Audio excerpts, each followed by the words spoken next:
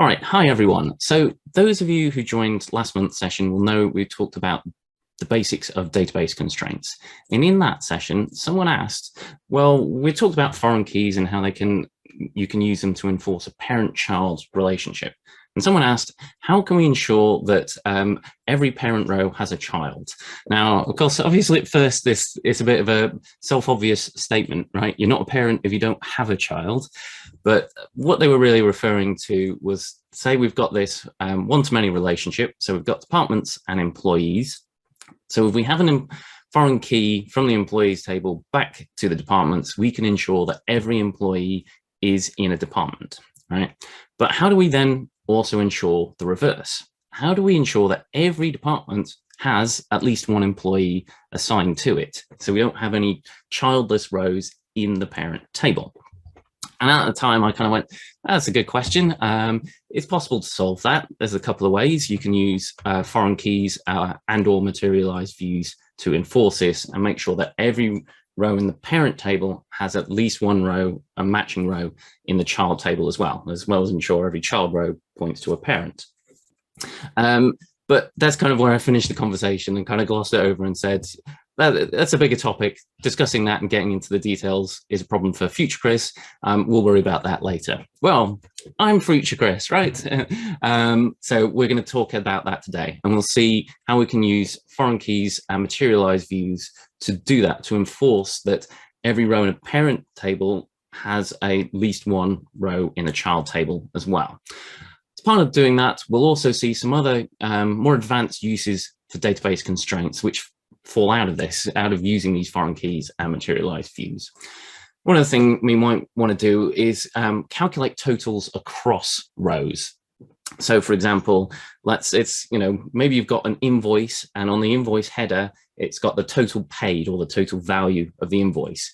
How do you ensure that that equals the totals for all the invoice items within it? We've got to sum up those lines and make sure it equals that total. So we'll see how we can do that. Another kind of common problem that comes up is looking at gaps in start and end dates. So it's super common to have tables with start and end date columns on them. Now, obvious question that often arises from this is, how do we ensure that there are no gaps and overlaps? So basically, every start date points to a previous end date. So we'll have a look at that too. And then finally, we'll look at kind of Supertype subtype relationships. So if we've got our employees, there are different attributes which apply to different jobs. So for example, if you work in sales, you might have commission, but that only applies to salespeople.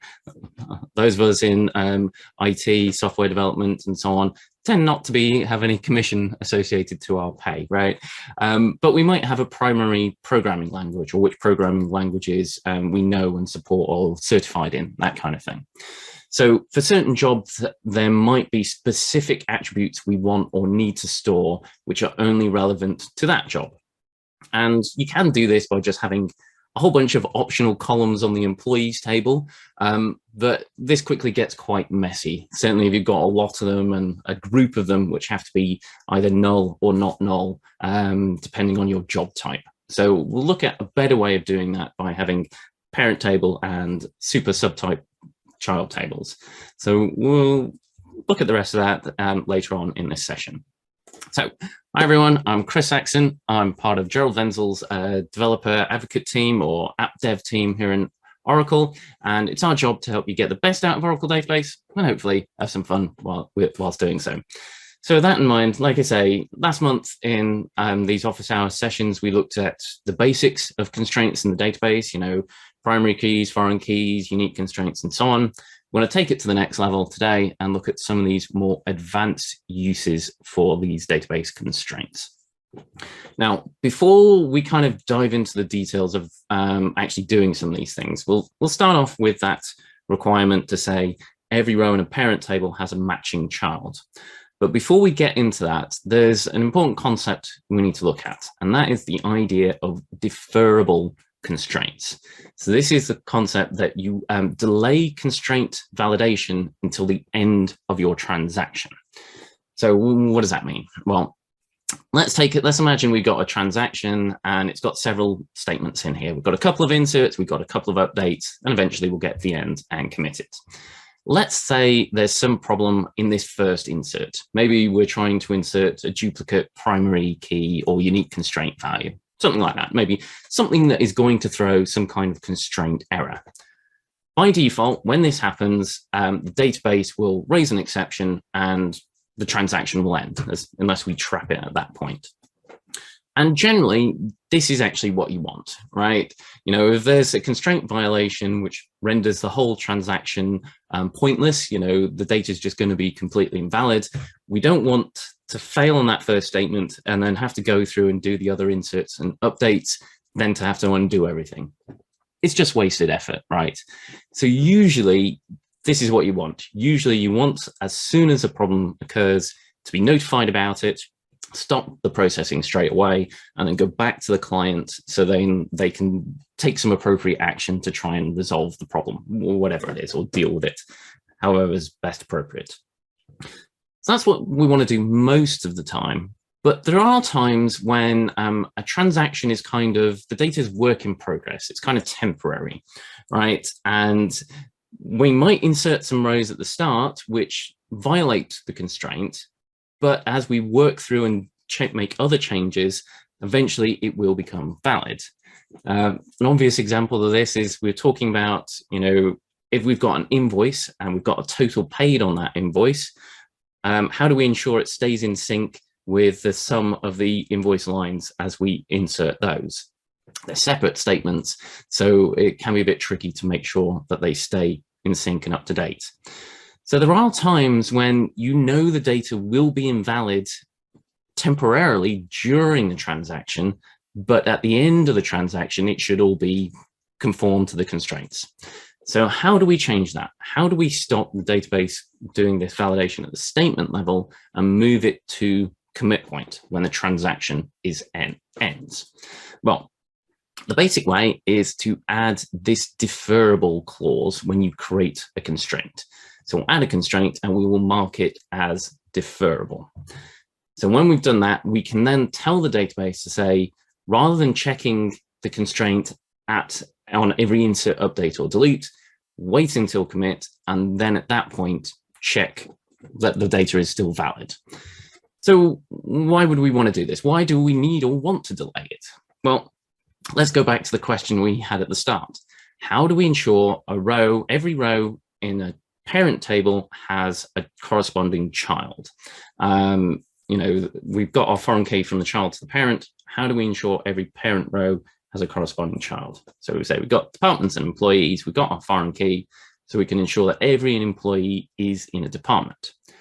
Now, we can then enforce the opposite. We can go the other way and ensure every department has an employee by creating a foreign key back the other way. And this is something that's actually in the standard HR sample schema for Oracle database. Every department has a manager, right? And that is an employee. So we've got this kind of bi-directional foreign keys. Both of the tables are pointing to each other. One is one-to-many, the other is one-to-one. So we create our tables and we've got our foreign keys that point to each other, which, okay, sounds good. So we can ensure that, you know, every employee is in a department and every department has a manager, or at least one employee assigned to it. But that brings an important, interesting question. How do we actually load data into the table in the first place, right? We've created the schema, we've got some empty tables, we've got foreign keys pointing to each other. How, you know, what do we do? It's a chicken and egg problem. How do we actually get the data into the database? Well, there's a couple of ways we can solve this. The first approach is the one that's taken in the sample schemas, and that is to make one or both of the columns optional. So we can insert a department with no manager actually assigned to it. So this allows us to put someone in, we can create our new department, we can assign employees to it based on what their department ID is. And then having assigned an employee to that department, we can then come back and update the department to whoever that employee actually is. All right. So this solves that chicken and egg problem because one or both of the foreign key columns are optional, so we don't have to provide them at insert time. All good, right? Solves the problem. Well, kind of. Well, there's a couple of downsides to this approach. Firstly, perhaps most obviously, it's an extra statement that we need to execute. Instead of just two inserts, we do two inserts, and then we need to do an update again after the fact to set that department's manager, which is just extra work. You know, the more SQL you run in a transaction, all other things being equal, the more work it's going to do and the slower it's going to be. So it would be better from a performance perspective if we could avoid this. But there's a bigger, more important problem when it comes to enforcing that rule, ensuring that every department has at least one employee in it. Because that manager column is optional, we don't need to set it, right? We might forget to add this update in a transaction. Or even if we do, someone at some later point might come along and just set it to null, right? They might just remove the manager from that department. And then we've got no guarantee that we've actually got a row in the child for each row in the parent. So perhaps the more bigger fundamental problem here, at least in terms of enforcing that constraint, is we haven't guaranteed it. We haven't guaranteed that every row in the departments has a row in the has a matching employee as well. So this is where we can use our deferrable constraints. Rather than making one or both of those foreign key columns nullable, optional, we can define one or both of the foreign keys to be deferrable. Wait until the transaction ends to actually commit it. So at this point, I'll jump straight into a demo and show how that works. So let's bring up demo, and we'll start off. We're going to insert a new employee and a new department. So these are both new, and we've got foreign keys from the employee to the departments and a manager back to employees on the departments. So we can't insert our new employee and we can't insert our new department. They both fail with foreign key validation errors. All right, so let's make the manager foreign key deferrable so we can delay it. Now, first thing to note here is, although I've added the deferrable clause, you can't do an alter table. You can't change this constraint state like this. If I try and do this, we'll just get an error. In order to change it, you actually have to drop and recreate the constraint. So remove the constraint, and then I've recreated it with this deferrable clause. So now we can delay checking it until commit time. But although we can delay it, by default, if all I've done is specify deferrable here, by default, it is still checked at the statement level. So if I try and insert my new department, again, it fails because there is no employee 42, right? So that was our new employee we were trying to insert, well, manager 42, I should say. So we cannot put that into database. So, okay, we've made it deferrable. We've told it to be deferrable. Why aren't you deferring it? Why aren't you waiting? Well, there's an extra kind of clause which isn't really shown here, but it says deferrable and it is initially immediate. So that means it still checks at the statement level. We can change it to be deferred. You can actually declare it when it's a default state when adding it, or we can change its state in the session or in the transaction with this set constraint state. So we set the constraints to be deferred. Now, having done this, it is only the deferrable constraints that delay. So we still have an immediate and non-deferrable constraint on employees. So we still can't insert our new employee because it's trying to validate that foreign key straight away. But if we try and insert our new departments, hey, it goes in, right? We haven't inserted tests into the employees table yet, but the database isn't going to check this. It's not going to validate that until we hit commit. And I hit commit and okay, now the whole thing falls over because I tried to do the employee first, didn't let me.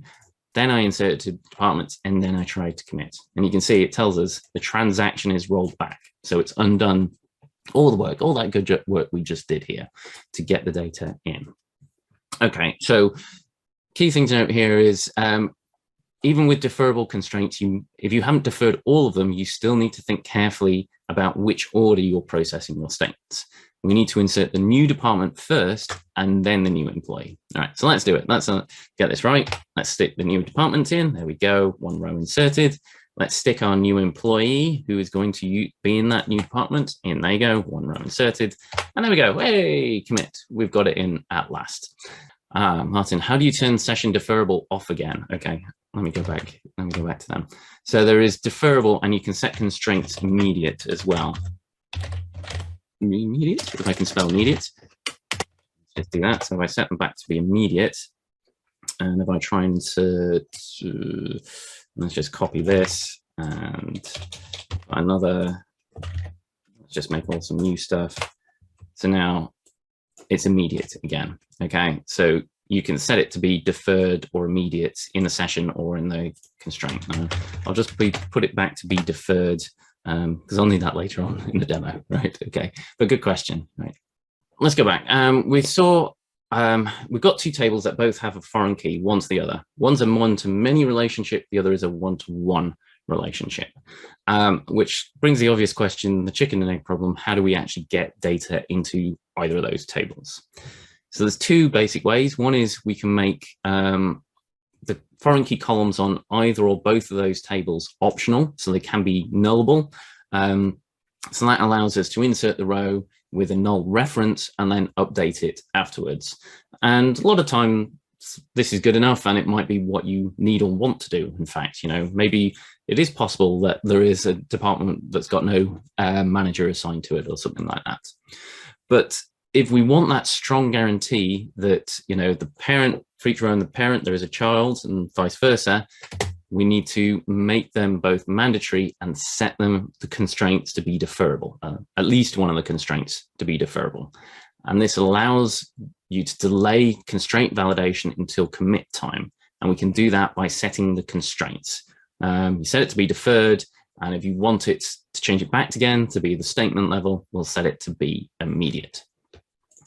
Okay, so I see a couple of questions come in while I've been chatting there. Okay, and what's going to happen at the commit stage when you're inserting invalid values in those statements? The whole transaction will be rolled back. Thank you. Yes, the whole transaction is rolled back. So we saw, if you notice at the error somewhere, maybe we'll see transaction rollback. The whole thing's been rolled back, right? The transaction is undone. Okay, so if we get to commit and there are deferrable constraints which throw a problem, as it says here, transaction is rolled back. Okay. In which real world cases should I apply this deferrable constraint? Well, this is one of them, right? You know, we've got departments to employees, employees departments, and a department has a manager, and we want to make both of those mandatory. Every deployment, tripping over my words today. Every employee is in a department, and every department must have a manager, right? Both those columns are mandatory, not null. So we need those deferrable foreign keys, otherwise we can't insert anything into the table. Okay. Okay. So there we go. What if both constraints based on both same column in both tables? I'm not sure what you mean by that question. If you could explain or give a little example. Both constraints based on the same column in both tables. I'm unclear. Please clarify. Can we set it deferrable only for a specific field SQL procedure inside a package? Well, you can, you know, as part of starting the transaction, you can have a procedure, and you can do, it's part of the, I think it's part of the set transaction statement as well. But at the start, you can do set constraints deferred, run the process, and after the commit, set them back to be immediate. So yes, but you'll need to explicitly enable and disable deferrableness, however you decide to do that. But yeah, yes, you can, but you'll need to do it within that procedure, however you decide to do that.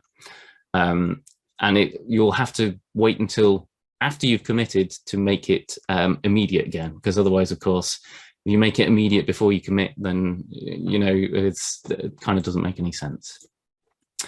Okay, yeah, if you can expand what you mean about constraints both on the same column, then I'll address that a bit later if you can explain, because I'm just a bit unclear what you're talking about here. Okay, so as I said, someone was asking about real world examples from this, and I think it's worth pointing out a lot of people think, well, this kind of foreign key one-to-many and one-to-one relationship is unusual. It is actually a lot more common than people give it credit for. It does crop up fairly regularly. And this tends to happen when you've got a one-to-many relationship where one of the child rows is designated as the owner, the primary, the default value, for example. So here's a couple of other examples where you might want or need to do this. Let's say contact details for your users, your accounts and things like that. We've got people, you might want to capture multiple phone numbers or email addresses or something like that for them.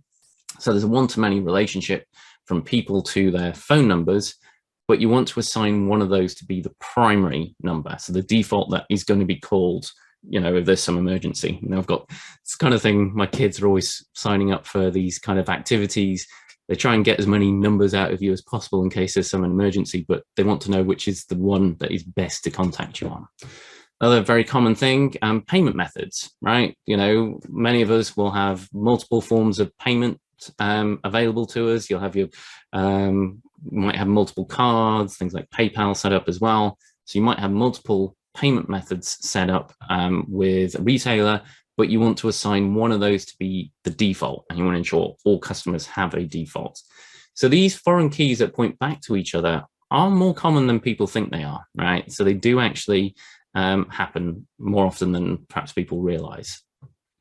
So this kind of thing does crop up, but it's still relatively unusual, right? It is still relatively unusual where you've got these foreign keys that point back to each other. And a lot of the time you just won't have that. You know, it's like, well, what do we do? What do we do if we've got this one-to-many relationship and there is no obvious foreign key, you know, or there's no obvious relationship back to the parent table? Standard example is just general master detail relationships, sales or orders to order items, invoices to invoice items, that kind of thing. You want to ensure when you create an order or when you create an invoice that it actually has things people have purchased registered against it, right? And in those cases, you could kind of cheat, right? You could select one of them to be the default or main or original you know, entry for that order or invoice, but it's not, you're kind of messing things there. You're trying to subvert things to actually suit your requirements. So in those situations where you got a one-to-many relationship and you want to ensure all the child rows have all the parents have a child, at least one child, there is another approach. And as we're talking about, we can use materialized views to actually do that as well, to enforce the constraint. So this is interesting. How do we do this? How do we use materialized views to enforce a constraint? So any of you who are not familiar, materialized view, it's a bit like a regular view, but the database actually stores the results of the query. So it acts like a table. So it pre-computes the results of the query and saves the results. This can give big performance gains for some kind of complex queries. And the interesting thing here is because materialized views act like tables, we can create constraints on them. I'm tripping over my words. Something terrible today, right? Okay. Anyway, we can create constraints on the materialized view, and they are validated at the time we refresh the materialized view. So what this means is if we can define a query which identifies the data we want to appear to validate doesn't appear.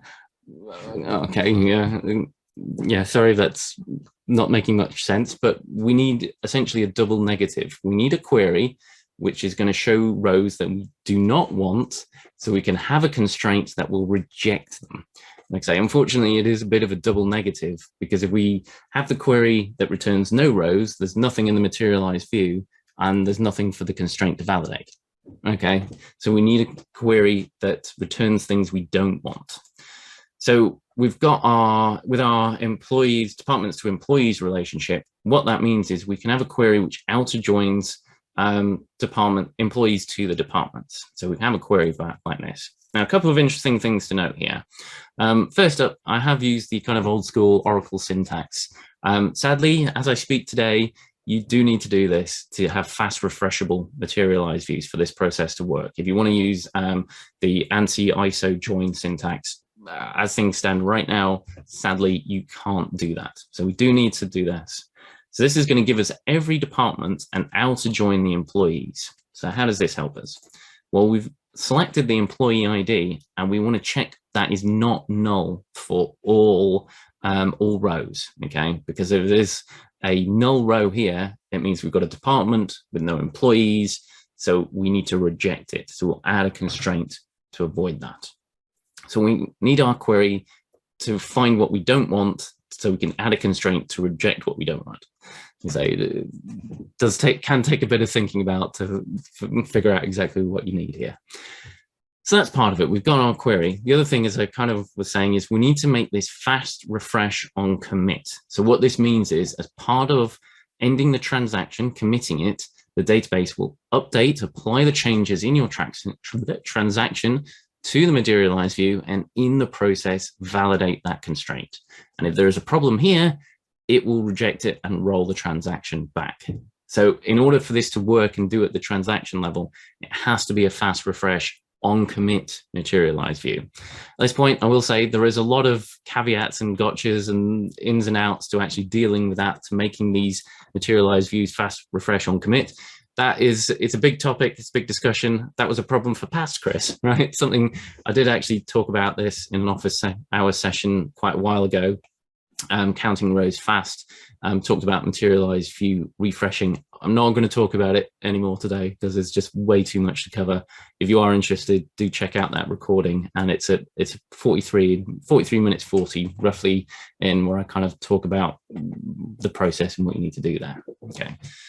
So we can create our fast refresh materialized view to ensure that every department has an employee. The nice thing about this is it also allows us to do other kind of cross-row or cross-table constraints. I mentioned one other one, is, let's say we've got our order, our invoice with a header record, which gives the total. How do we ensure that total is always equal to the sum of the individual lines within it? Well, we can create a materialized view which groups by whatever it is. So let's say with departments, we have the total value of the salaries of all employees in that department. Check that total equals the sum of the salaries for all the employees in that department. So we can have a query which groups them up and manages those together. So we can get those going and see what's going on there. So at this point, we'll jump into a demo and see this in action and find out how it all works. So I see this follow-up. Before we do that, I see there's a question coming clarifying same column in both tables. I meant where there is a manager ID column in department table, where there is no manager ID column in the department table. Yeah, if there's no so I think that's what we're talking about here now, hopefully, in this materialized view method. If you have a one-to-many and there is no obvious or easy one-to-one back, we can use this materialized view approach. So hopefully this answers your question here, or demonstrates why we might want to do it. Okay, so first up, I just need to create some materialized view logs on these tables. This is necessary for that fast refresh to work. And then I'm going to create materialized view. So as I said, outer join the employees to the departments. So let's create that. And then I'm going to create a not null constraint on the employee ID, but notice it is deferrable. And those of you who joined me last month will remember, although people almost never do it, you can name not null constraints, and we can actually make it deferrable as well as part of the process. So let's just add that in here. And just to prove that the validation or the constraint error really is coming from the materialized view here, or this constraint, I should say, rather than the foreign key, I'm going to drop the manager foreign key. Okay, so it is gone, so we can be sure I haven't cheated somehow. Okay, so let's create another new department. So we've got department 99, in it goes, and we've deferred our constraints, but we haven't actually got our foreign key anymore back to employees, and the materialized view isn't refreshed until commit. So we can see this is the query we had. I've just filtered to the department ID to see what's going on. And you can see there is no employee row. So the employee ID here is null. So when we try and commit, bang, the whole thing rolls back because that constraint is violated, right? We get the error at that point, and as it says, it rolls the whole thing back. So the department is now gone. We've lost it, right? Okay, so let's rerun the process. Let's insert the new department. Let's insert a new employee into that department. And now if we save it, that query, that employee ID will be not null. We can commit, and there we go. It's saved. So we validated that every department has an employee, okay? So this can be, like I say, this materialized view approach can work well if you want to ensure that for each parent row, there is a corresponding child. Nice little side benefit of it here is we have materialized the join already. So we pre-computed the join. If we've got a lot of queries which join departments to employees, potentially they could use this materialized view. We probably want to add more columns to it and so on, but that could help performance down the line in the future as well. It's, you know, not necessarily a primary concern, but and you'll have to think carefully about how that works, but it is something that might help. As well as validating our data, we potentially made joins between departments and employees faster as well, because we've stored the result. We got it when we commit the transaction. So that's one type of cross-row, cross-table constraint we can have with these materialized views. Another thing we might want to do is ensure values in one table fall within a range on another table. So we look at employees again here. Another nice example in this schema is jobs. All the jobs have a min and max salary.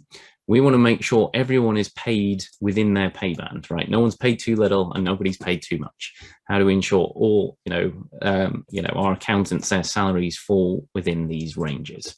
So again, we can do that with a materialized view. Let's just create an MV log. So we've got our query joining them, and we get the employee salary and the min and the max from the jobs table. Let's create that. And then our check constraint just validates that salary falls between those two values, right? So we create that. So now let's give everyone super big raises. Let's increases everyone's salary by 10 times, which I think pushes everyone way over the max for their salary band, probably. So we'll update that. So we can do the update because materialized view is not refreshed until commit, and it's at commit time that the constraint is then validated. So let's commit it, and yeah, unsurprisingly, we can't increase everyone's salary by 10 times. Oh no, oh well, be nice if we could in these days, right? But there we are. So the constraint kicks in and it is then validated at this point.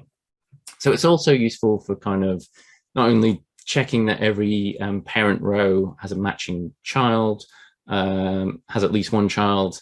We can also check that they fall within certain values of another table, right? As long as we can write that query that finds that data. So another thing we're talking about, ensure a header total matches the sum of the children. So let's add a total salary to the departments table, and let's just set it to the totals from the employees, and we'll just get that. So now we've got a new total salary here. How do we ensure this total salary stays in sync with the sum for the employees, right? How do we do that? Well, we'll need to recreate the materialized view log so we can include this new column, or refresh the original materialized view as well. So now we've got this one, and notice we've got our total salary. We're checking this total equals the sum. So we group by department and total salary there. So we need to make sure this column here equals this total here, okay? Otherwise, we've got a problem and our data is in a bit of a mess. So let's add that constraint, make sure those two values are equal. We can make it deferrable. So now let's give ourselves 10% rise, a bit more reasonable. We'll stay within our pay bands probably if we do that. Let's give ourselves some 10% pay rises. We've got some rows updated. So I've given the pay rises, but I haven't increased that department total value at this point. So the values are not in sync. So we'll run the thing and yeah, we get the constraint violation error and the transaction is rolled back. Okay, so in order to save this and make sure we actually get the raise we've all been asking for, so let's increase them. But then we need to update that total salary from the new data. So here, maybe better ways to write this query, but I've just updated them. So now we've checked and we've updated the total. So hopefully the commit will now work. And yeah, there we go. We've saved it because the total here, if we just run this query in the materialized view, you will see that these values all match. Okay, so we've ensured this. So this can be really useful for checking that totals across rows equal some value, right? Either in another table, or you might want to check like percentages add up to 100, for example, that kind of thing. Let's recap that. So as we saw, with materialized views, we can use these to do cross-row, cross-table constraints.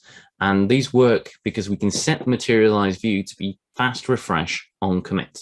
What that means is when the transaction ends, we commit the transaction, we apply the changes made within it to the materialized views, and then we validate that that value equals that total. However, as I said, fast refresh on commit materialized views are a bit finicky, fiddly. There are lots of caveats and gotchas. There's lots of types of queries, which is just impossible to actually logically do fast refresh on, just because that's you can't do the inverse of them. You can't just apply the deltas to some types of queries. But if you can, and you can keep the query nice and simple, we can do this constraint validation.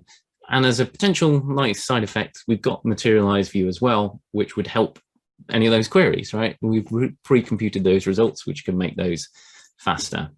And what this allows us to do is we can apply the constraint to the materialized view itself, so we can check stuff across rows, across tables, and so on and so on. Folks, nice approach. Yes, thanks, Dimitri. It's I can't claim credit for this. People smarter than me have come up with this, but it is really cool, and it's a nice way to ensure that if you need to validate data across rows, across a join, that kind of thing, as long as you can write query, which identifies things you want to reject, and then apply a constraint to that materialized view and make it fast refreshable, you can do this. Like I say, it does require some thinking about sometimes.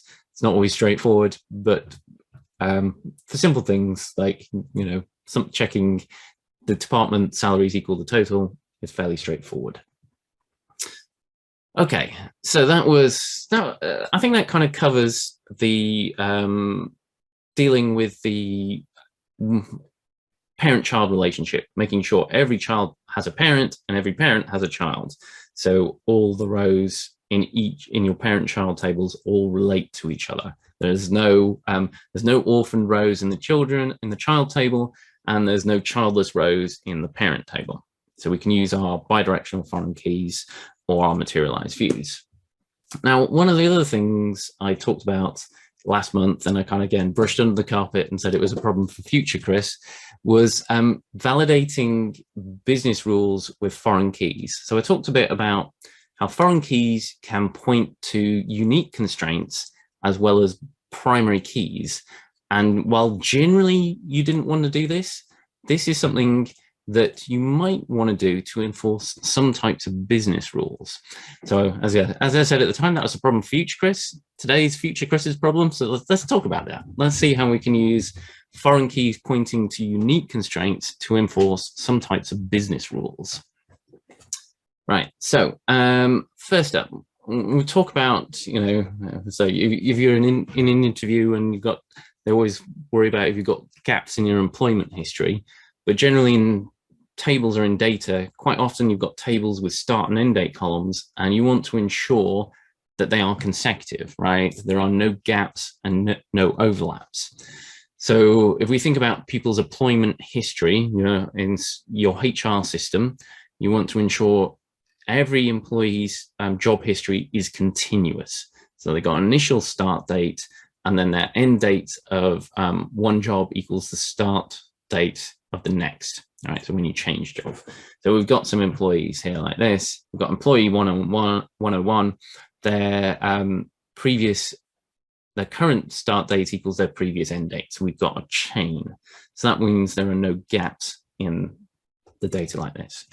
And at first glance, this seems like something that's just, impossible to do with foreign keys and so on. But actually, there is a neat little trick we can use to do this. So first up, let's create our job history table. Now, there are a couple of candidate keys that we actually want to create constraints on here. First, we have the primary key of the employee ID and the start date. You can only start one job at a time. You can't start two different jobs at the same time. I mean, okay, yes, you could do that for different companies, but let's assume we're saying within one company. Generally, within one company, you can only work one job at a time. You might say, I've got like 10 jobs. I do the work of 10 people, that kind of thing. Yeah, okay. What we mean is you've only got one notionally assigned contracted job, right? Not what you actually do in the real world, just what HR thinks you do, right? Generally, we only have one actual official job title or job role, which determines your pay and, that kind of thing. So you can only have one start at a time. And we'll also want a similar one constraint over the end date, unique constraint over the end date, and say you can only end one job on a particular date, right? And this unique constraint, we can say for your currently active role, if we leave the end date null, so it's empty, then that means you can only have one active job, because if employee ID, we've got unique constraint, if one of the columns is not null, then we can only insert one row there. So this ensures we only have one active row at a time, and also we can't start and end two jobs at the same time. We probably also want a constraint to check that the end date is after the start date as well, but that's kind of besides the point for this at this point here. So these are constraints you should probably have on this table anyway. So what we've got, because we've got this unique constraint here, and as I said, foreign keys can point to unique constraints, we can actually create a foreign key from an employee's start date back to their end date. Oh, that's interesting, right? Okay, that guarantees for each employee their current start date or the start date they have points back to their previous end date. There is an unbroken chain there. Wow, this is pretty cool, right? Well, before you get too excited, and I think some of you might have spotted the obvious problem here is, how do you insert a new employee, right? Someone just starting, they have no previous end date. How do we get that in? Well, we can't, right? We have to create this no validated, okay? Do not check the existing data. So again, we talked about this last month. So if you want to catch up on the recording, so with no validate, we do not check the existing rows in the table. So this allows us to insert new rows in the table. This does limit the usefulness of this somewhat. I'll talk about this a bit more in the demo, but there may be situations where you can get away with this and this is acceptable or something you might be able to do. So we can get this unbroken chain of consecutive start and end dates. The other problem I was talking about was we're talking about job-specific attributes. So salespeople have commission. Those of us if you're a developer or programmer, that kind of thing, you might have a primary programming language that you support. And these are attributes which are specific to those job roles. As I said, we can have a bunch of optional columns on the employees table, but that gets messy pretty quickly. It's much better or there are advantages, I should say, to implementing this as a super subtype relationship, where we've got the employees record at the top, and then one-to-one child tables for it, which store the job-specific information. So if you are working sales, you're a sales rep, you'll also have a corresponding entry in the sales table storing your commission and whatever other attributes are relevant only specifically to salespeople. So that's the kind of concept here. How do we actually enforce this at a database level? How do we ensure that when we add a row into the sales table here, it actually points to an employee who is a sales rep and not a programmer or an admin staff or something like that. Well, again, we can use unique constraints here and foreign keys. So we will add a redundant unique constraint over the primary key column and the type of the row. So here that would be the job. So we'll add that to the parent.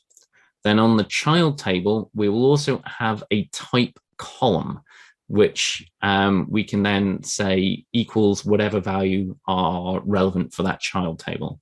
We could do this as a check constraint. It occurred to me just before giving this presentation as well, we could actually make this a virtual column rather than a real column. So that's another way to do it. But the point here is we've got kind of a redundant column on the child tables saying what type it is and some way of enforcing that. Then on the child table, because the primary key, the employee ID, is on there, we have a foreign key back to the unique constraint we created on the parent table. So we ensure that the child tables point to the correct type that we've got here. So if we look at our employees, we'll add a unique constraint over the job ID and the employee ID. So like I say, employee ID is the primary key, so it's already unique. So this doesn't add any extra data validation here, but it's necessary for our foreign key. We then can create our sales staff table, for example. We can have our job ID and make sure it's in the list of whatever jobs, sales staff, whatever the job titles are for those people. And then our foreign key from that job ID and employee ID back to that unique constraint we just created. That way ensures that we can only insert rows into the sales staff for people who actually are assigned to be sales staff, right? And not programmers or admin or that kind of thing. Now, at this point, I will jump over to a demo and we'll work through these things, these business rules. So, okay, I see there's some comments. I'll come back to those at the end. So let's work through these and I'll come back to comments we've got so far. Right, so we've got our job history and we see we've got our employee IDs and the start dates and end dates line up. So let's create our no validated foreign key and we look at employee 101, the start date, end date, and the current end date's the 15th of March 2005.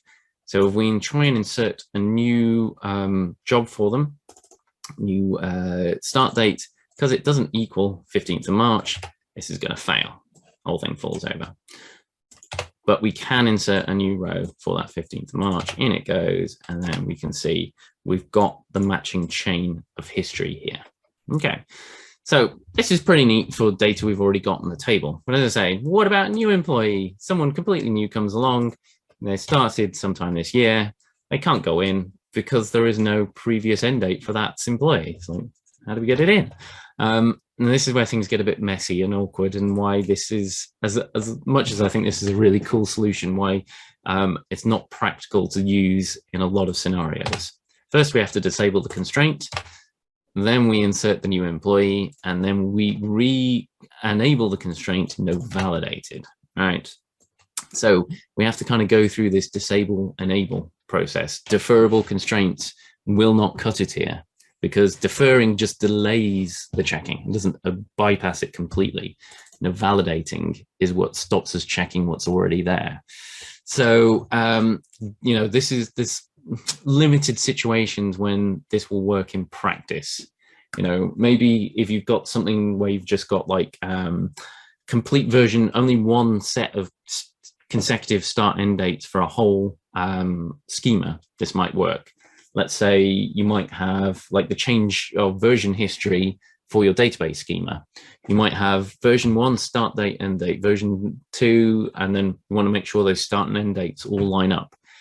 Because you initialize this when you first create that table, we don't have to worry about, we just do that no validation once, and then we can go on from there. It might also work, in cases where you've got relatively few different things that you want to have start and end dates for. That's maybe divisions, business units in your company. They're relatively rare that new ones are created and there's other business processes that need to go along with this. So temporarily disable and re-enabling the constraint is something you can kind of get away with.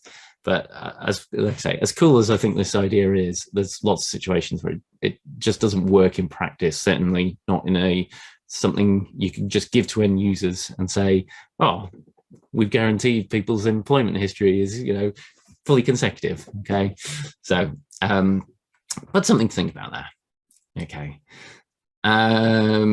And just kind of finish up, just say if we want to change this new employee's job, we end date it, and then we can set, they ending a new job, their job today, and we can insert a new row for their job history and get it in. Okay. So let's look at that super subtype relationship. And so what we want to do is we want to store sales commission for sales staff and primary programming language for developers. So on our employees table, we'll add our unique constraint over job ID and employee ID. We've got our developers table, so the employee ID points to that. We're checking that they are in fact programmers, they are that job type, right? We're storing their programming language, and we've got our foreign key over job and employee back to this unique constraint. So we'll create that. We'll do something very similar for sales staff. We've got their employee ID. There's a couple of jobs for sales staff. We've got their commission and our foreign key back. So let's put that in. So we had our Tess who we inserted as an IT programmer. If we try and insert a sales row for her, it's not going to work, right? Because we've got the constraint to check that this job type is a sales job type, whatever it was, SA man or SA rep, manager or representative. We try and insert sales staff, that's not going to work because the parent row has IT programmer, so there's a foreign key failure there. We can only insert them as a developer, and then we can see we can insert that employee row there. We got Tess loves SQL. There we go. Of course she does, right? Okay, so I see several questions came in while I've been chatting away. So if you've got any other last questions or comments while I work through these, please put them down and let's see what people are saying. Okay, aren't you usually create the materialized view so that it will always be empty? That is, containing only the rows that violate the parent business child rule, but with the check constraint that will prevent it to contain any row. This way you prevent accumulating good data in the materialized view. You can do, right? It depends on what you want to do, right? You can do it either way. So the point here is if we write the query so it only returns, if we go back up here, let me go back all the way, where are we going? If I can find it, let's see.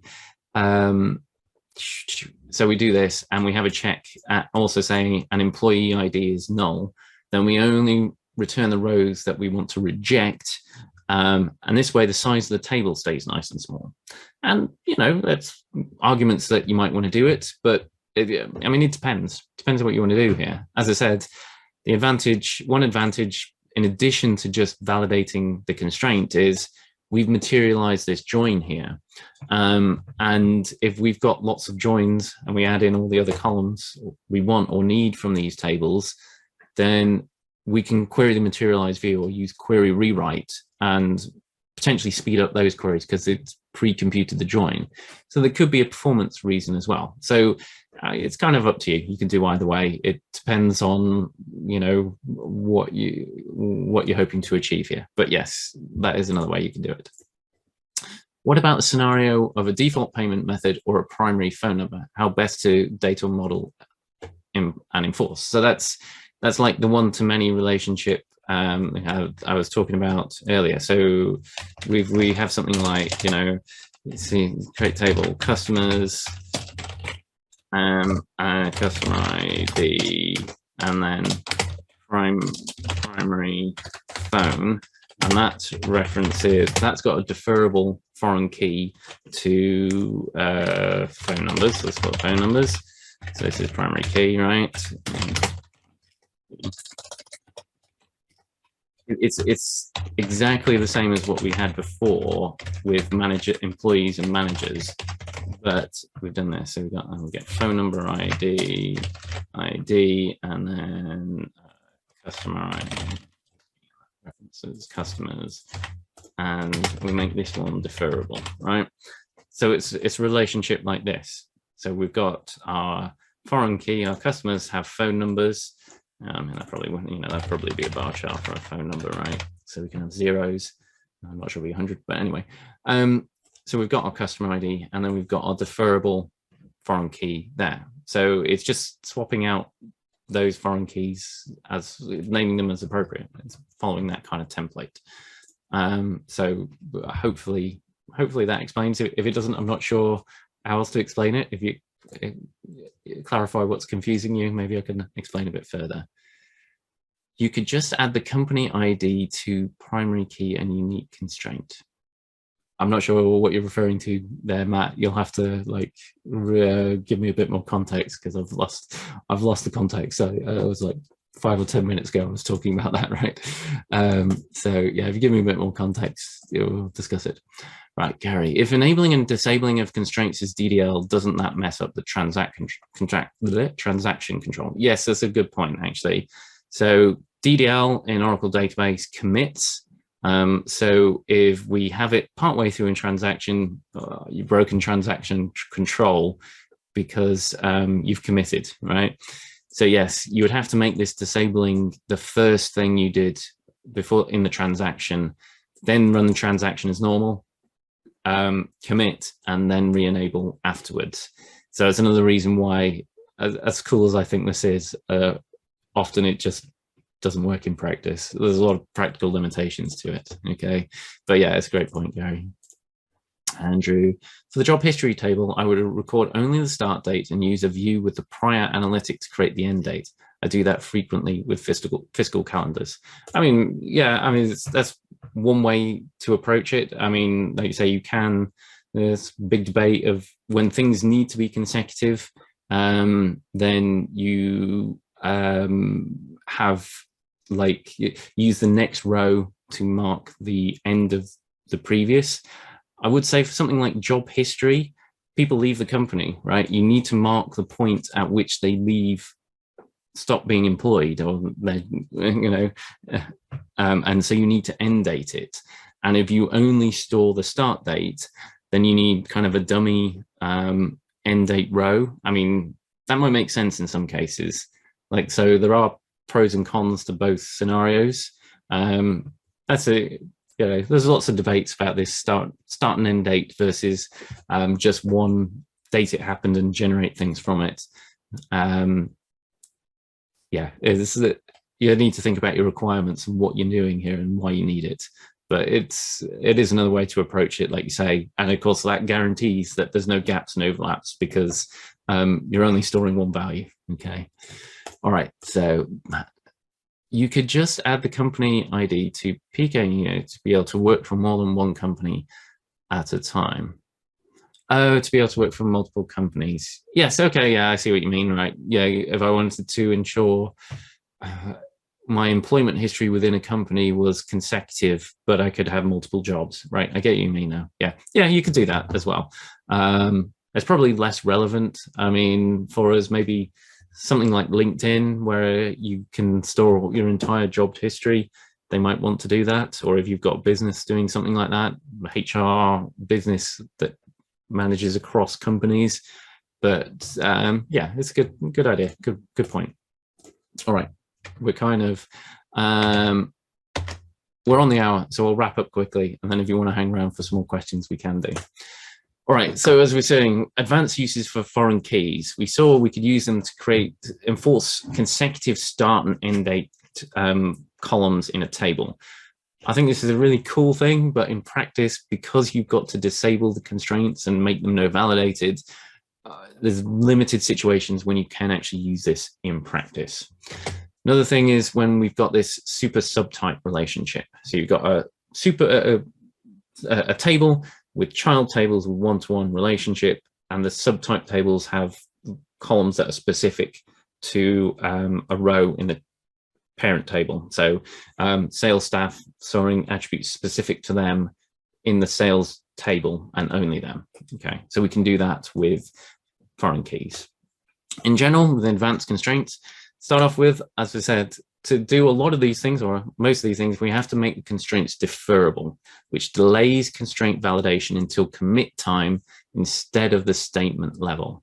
In general, you do want to keep constraints to be validated at the statement level, fail early, but there are times when you the data will only become valid at the end of the transaction. So in those situations, we need deferrable constraints, but you can still control within the session whether or not it is immediate or deferred, but you need to set that property when you create the constraint.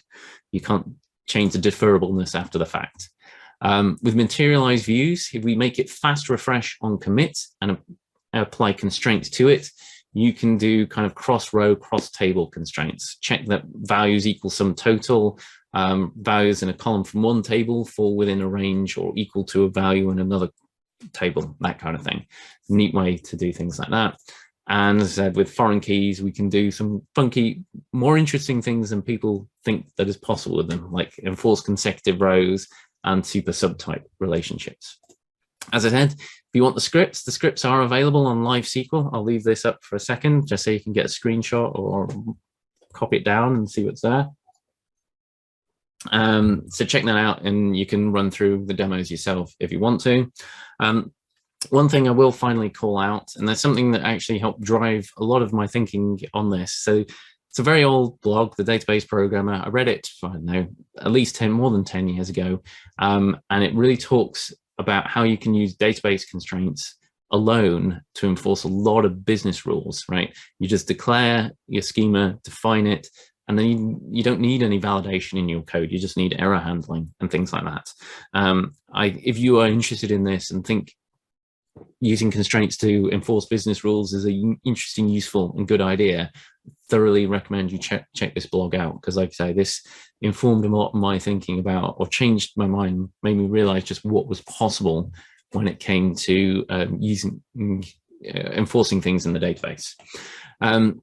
So with that, all that's left to say is I really hope you enjoyed this. More importantly, I hope you learned something. It's Easter's coming up next month, and I've got some time off. So the next SQL office hours will be in May, okay, 16th of May. So in the meantime, I hope you enjoy, and I hope to see you next time. All right then, goodbye for now, and hopefully see you then. Cheerio.